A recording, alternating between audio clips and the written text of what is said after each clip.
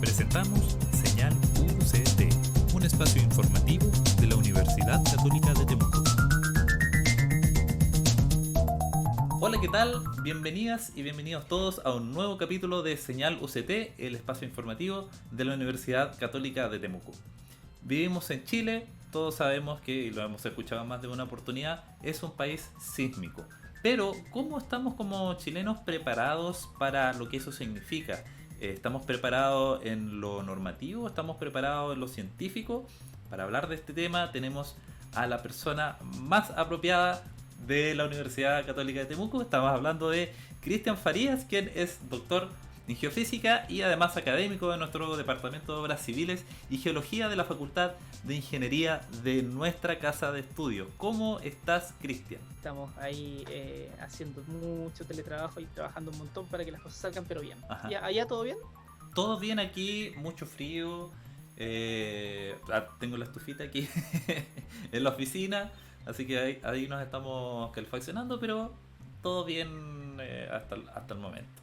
Guardándonos en casita, tomando todas las medidas de seguridad para evitar los contagios. Todo bien. Cristian, tú eres el autor del libro que publicaste muy recientemente, Volcanes y Terremotos. Felicidades por esta publicación. Y quería consultarte cómo describirías el estado de la ciencia en Chile acerca de estos mismos temas que tú expones aquí, sobre los volcanes, sobre los terremotos, los movimientos telúricos. ¿Qué relación hay entre estos dos elementos? La pregunta es súper interesante porque a nivel científico sí podemos ver de que la calidad de las investigaciones que se llevan a cabo en cuanto a terremotos y actividad volcánica en Chile es súper buena. No hay duda de eso. Pero tenemos varios inconvenientes que tienen que ver con temas relacionados sobre todo con la generación de capital humano avanzado. Hemos mandado a hartas personas como país a hacer sus doctorados fuera, pero no tenemos mucho donde acogerlos a la vuelta. Entonces ocurre de que necesitamos más científicos trabajando, más gente analizando datos, más personas adjudicando proyectos al respecto de este tipo de temáticas que son súper importantes para nosotros, pero no vemos el financiamiento que vaya acorde con eso. Entonces es un problema más o menos complejo. Eh, yo creo que ahí hay que pensar no tanto como en la parte del contexto chileno, sino cómo deberíamos y cómo querríamos ser. Al ser Chile uno de los países con más terremotos del mundo y uno de los países con más volcanes activos en el mundo también, y entendiendo sobre todo que estos eventos te llevan a posteriores desastres por la mala planificación que tenemos muchas veces, uno pensaría de que invertir en estos temas es fundamental, porque deberíamos estar literalmente en la primera línea del mundo en cuanto a la investigación de esto. Sin embargo, no lo estamos todavía. Entonces, claro, hacemos buena investigación, tenemos muy buenos investigadores, pero necesitamos mucho más, y no porque yo sea del área, sino porque en realidad es un tema que cuando lo preguntas en cualquier lugar de la calle, todos te van a decir que es importante, porque vivimos en ese contexto, y deberíamos ser justamente este país donde los alemanes sean los que vengan a hacer los doctorados acá, y no nosotros tengamos que ir allá a sacar nuestros doctorados para poder aprender lo que necesitamos aprender. Para eso nos falta un montón. Y yo creo que en la medida que podamos trabajar más sobre ello, mejor todavía. Tenemos que integrar mucho más, por ejemplo, las bases de datos del servicio sismológico con el CERNAGEOMIN para poder entender mucho más la dinámica de la corteza en general en todo Chile. Investigar más en riesgo volcánico, que es un tema que está partiendo, pero todavía no está tan claro, no está tan definido todavía.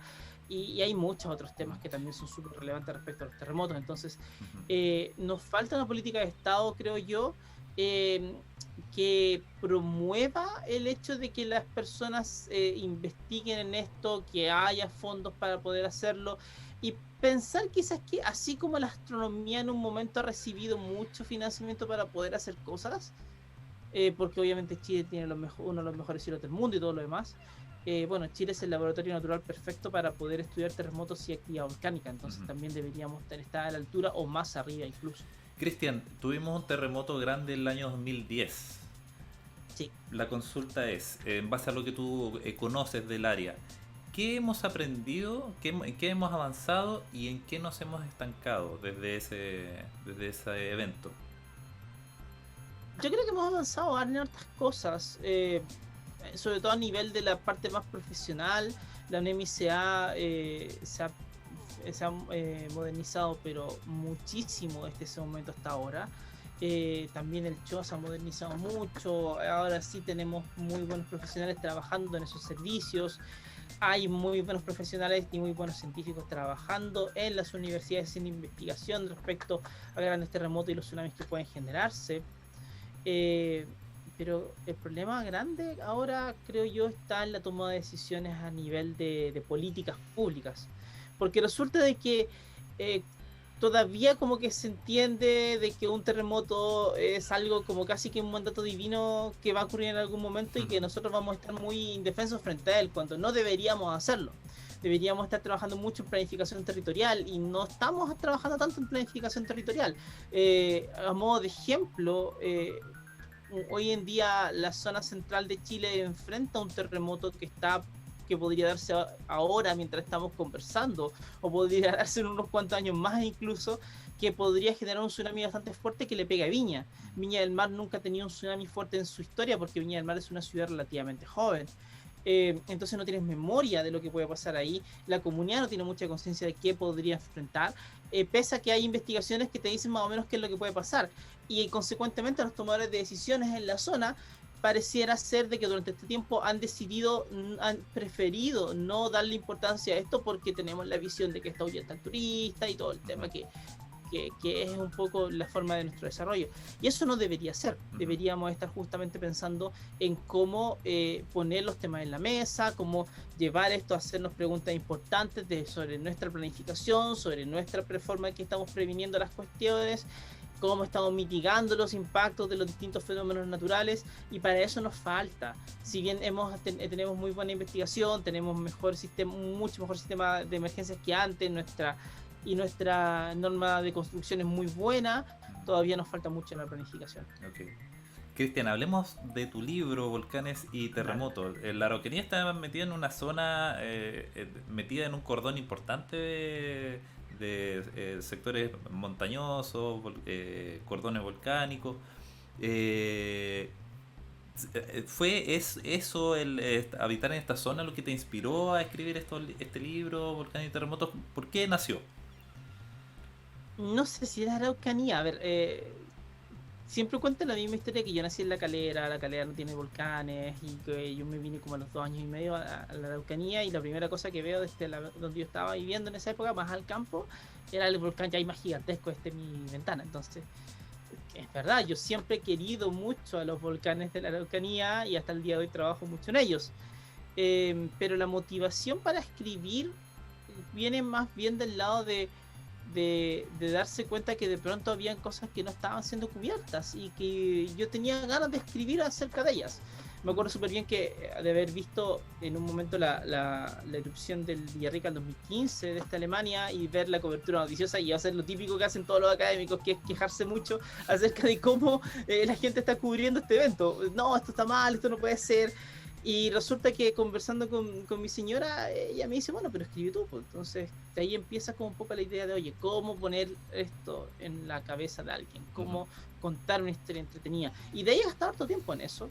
Y ha llevado justamente a que un grupo más o menos relevante de personas le ha gustado la forma en que yo escribo, y eso ya empezó a generar una sinergia en la cual yo naturalmente quise escribir más y quise exponer un poco lo que tenemos a nivel de nuestro mismo patrimonio geofísico, por decirlo de cierta manera, y poner estos terremotos, estas erupciones volcánicas frente a todo el mundo para que todos puedan entender sobre ellos, pero sobre todo para que podamos gatillar conversaciones sobre ellos.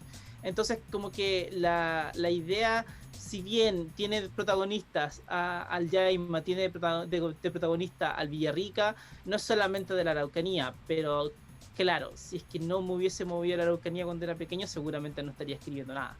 ¿Y qué puedes contar acerca del estado de los volcanes, o de su composición, la estructura? ¿Qué puedes hablar de los volcanes en el país?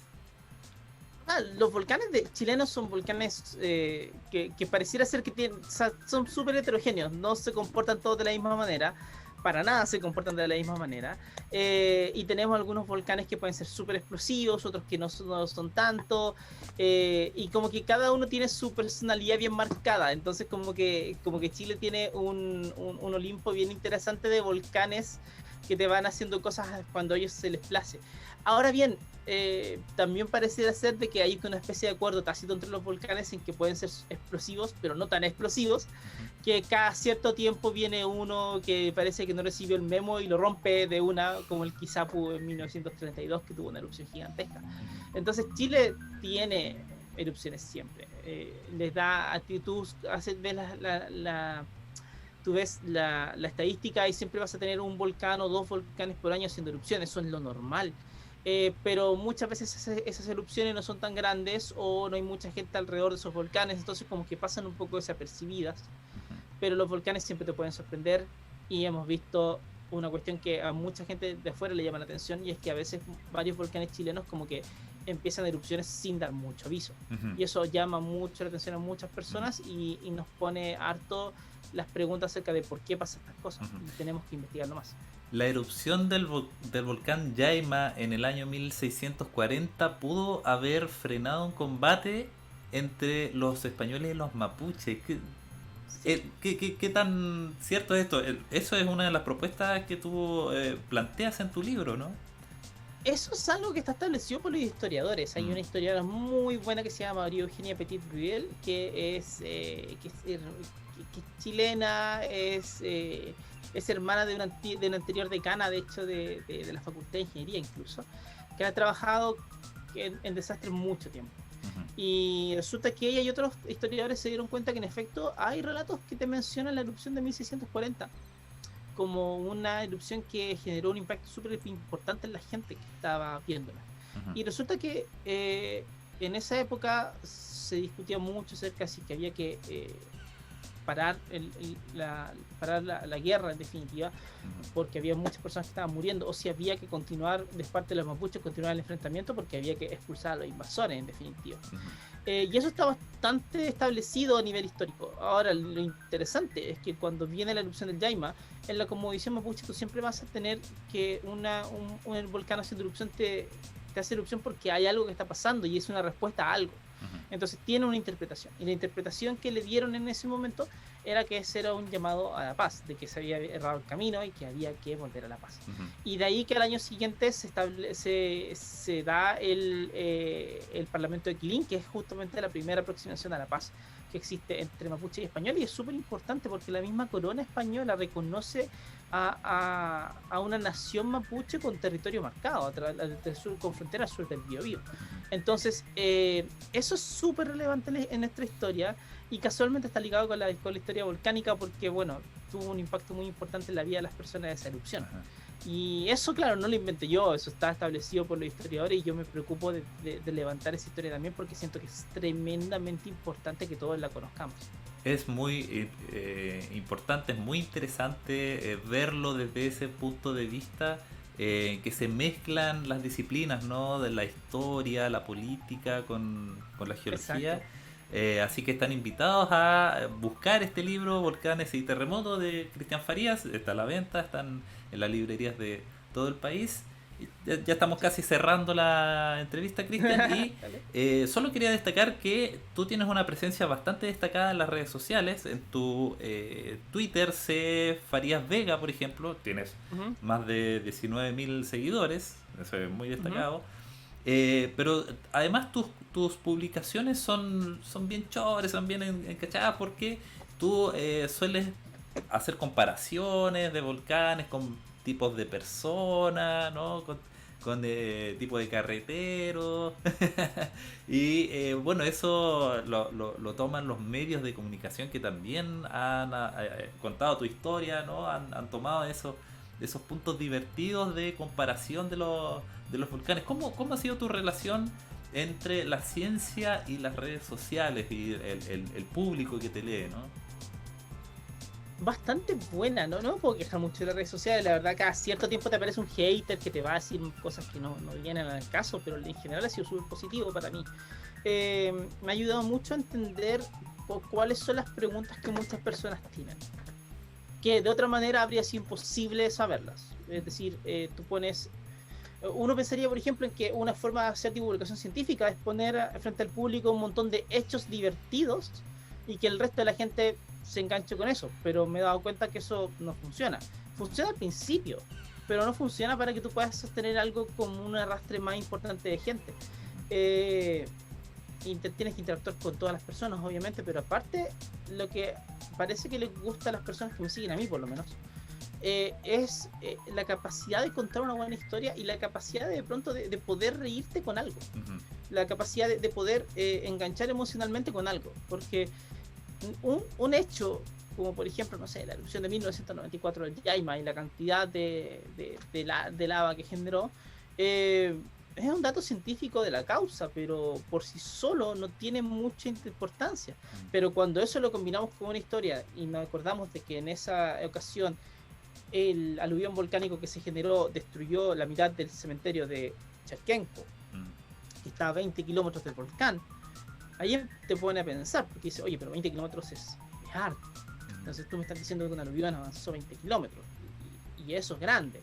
Entonces ahí empiezas a ver de que esto es muy grande y te empiezan a preguntar cuál otro lugar es más grande, y de ahí todos los datos que vas teniendo tienen un contexto y tienen una historia. Y yo encuentro que lo que ha sido interesante en mi camino en la divulgación científica dentro de las redes sociales es que he podido justamente contar esas historias.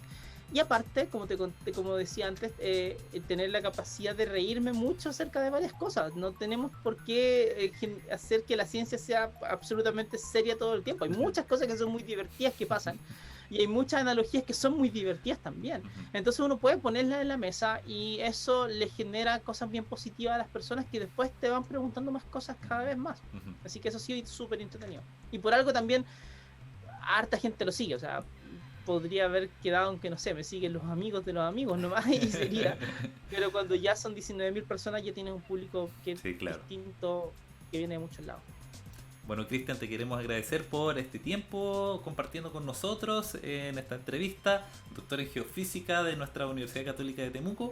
Y a ustedes queremos invitarlos a seguir nuestras redes sociales. Estamos presentes en Twitter con UC-Temuco, estamos en Instagram con UC Temuco, y estamos en Facebook y YouTube, en ambas con canal UC Temuco. Muchísimas gracias por sintonizarse con nosotros en esta entrevista. Muchas gracias nuevamente a Cristian por compartir su conocimiento, todo este entendimiento de los volcanes y los terremotos. Invitados también a todos ustedes a que consigan este libro, Volcanes y Terremotos, que está en las librerías, y que tengan una muy buena semana y buen mes también. Hasta luego. Muchas gracias. Muy bien. Muchas gracias por invitarme. Chao, chao. Presentamos Señal UCT, un espacio informativo de la Universidad Católica de Temuco.